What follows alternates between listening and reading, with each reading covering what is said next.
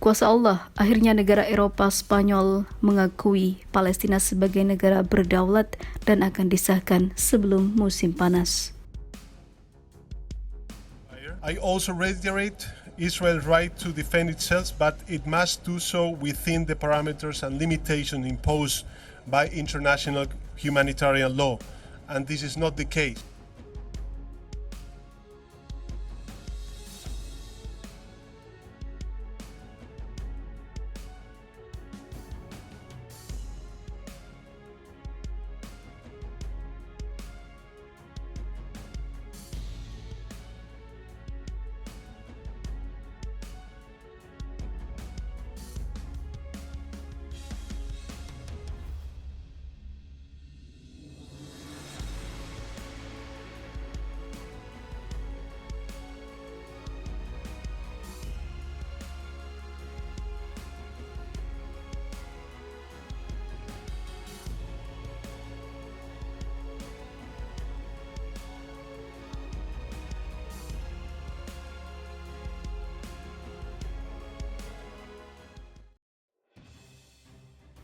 Spanyol secara resmi mengakui negara Palestina yang akan disahkan sebelum musim panas, kata Perdana Menteri Pedro Sanchez pada hari Senin 1 April 2024. Sanchez menyampaikan pengumuman tersebut dalam percakapan informal dengan wartawan yang menemaninya dalam kunjungan resmi ke Timur Tengah, menurut laporan media setempat yang dikutip dari Anadolu Agency. Pada 9 Maret lalu, Sanchez mengatakan dirinya akan mengusulkan agar Parlemen Spanyol mengakui negara Palestina. Lalu baru-baru ini, para pemimpin Spanyol, Irlandia, Slovenia, dan Malta merilis pernyataan gabungan yang mengumumkan bahwa mereka akan mengakui negara Palestina tersebut. Pernyataan itu menyatakan bahwa para pemimpin negara-negara tersebut sepakat bahwa satu-satunya cara untuk mencapai perdamaian dan stabilitas abadi di kawasan ini adalah melalui penerapan solusi dua negara, di mana negara Palestina dan Israel hidup berdampingan dalam perdamaian dan juga keamanan. Ini merupakan hal dan kabar baik karena sudah banyak negara-negara yang termasuk sekutu Israel mengakui keberadaan Palestina sebagai negara yang berdaulat dan ikut mendukung kemerdekaan Palestina dari penjajahan Israel yang melakukan serangan sejak 7 Oktober lalu.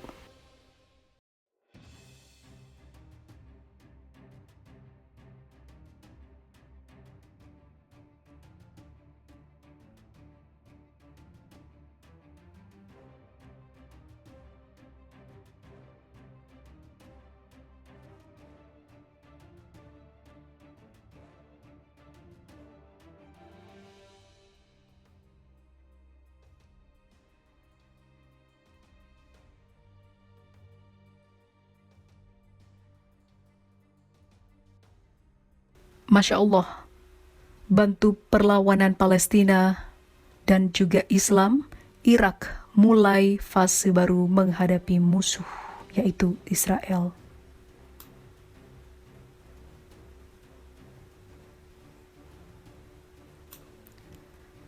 Kelompok bersenjata perlawanan Islam di Irak mengumumkan mereka siap turun gunung ke Gaza untuk membantu saudara-saudara Muslim dan Palestina. Tepatnya pekan depan mereka akan memulai menghadapi musuh dan mendukung Palestina dan membalaskan dendam para syuhada. Perlawanan Islam Irak menekankan bahwa mereka akan lebih keras dan lebih luas melawan basis musuh di wilayah tersebut. Dikutip dari Al-Mayadin, perlawanan Islam Irak terus menargetkan pangkalan militer Amerika Serikat di Irak dan Suriah sehubungan dengan operasi banjir Al-Aqsa dan juga agresi Israel yang sedang berlangsung di jalur Gaza. Sebelumnya pada hari Kamis, perlawanan Islam di Irak mengumumkan bahwa mereka menyerang sasaran penting pendudukan Israel di pantai Laut Mati. Dalam sebuah pernyataan, mereka mengatakan serangan itu terjadi sebagai tanggapan atas pembantaian yang dilakukan oleh penduduk Israel terhadap warga sipil Palestina, termasuk anak-anak, wanita, dan orang tua. Mereka menegaskan akan terus menyerang benteng musuh. Itu tidak lama setelah sumber Al-Mayadin melaporkan bahwa perlawanan Islam di Irak menargetkan pasukan Amerika di Erbil dengan 2 drone kamikaze, sekaligus membalaskan dendam. Sementara itu, Sekretaris Jenderal Kataib Hizbullah Syekh Akram Al-Kabi mengatakan bahwa faksi tersebut telah memutuskan untuk membebaskan Irak dengan menggunakan cara-cara militer. Ini sudah diselesaikan, katanya. Al-Kahbi menjanjikan bahwa gerakan tersebut akan melanjutkan perjuangan bersenjatanya sampai tujuan mengusir pasukan militer Amerika Serikat dari Irak tercapai. Kami tidak akan berhenti, kami tidak akan menetap, kami tidak akan mundur, tegas pemimpin tersebut. Dia menjanjikan tindakan yang lebih besar dalam beberapa hari mendatang. Sebelumnya, Sekretaris Jenderal Organisasi Badr di Irak, Hadi Al-Amiri, menyatakan bahwa sudah waktunya bagi pasukan koalisi internasional untuk meninggalkan Irak karena tidak ada lagi kebutuhan atau pembenaran atas kehadiran mereka. Al-Amiri juga menambahkan bahwa selama mereka hadir tidak ada yang mengharapkan untuk membangun kemampuan militer tentara Irak dan lembaga keamanan lainnya.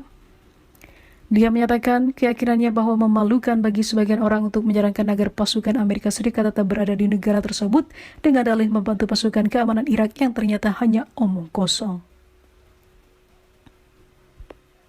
Sekretaris Jenderal menyatakan bahwa pemerintah Irak harus mengambil semua langkah yang diperlukan untuk mencapai jadwal keluarnya pasukan koalisi internasional di Irak secara spesifik dan juga jangka pendek tanpa penundaan.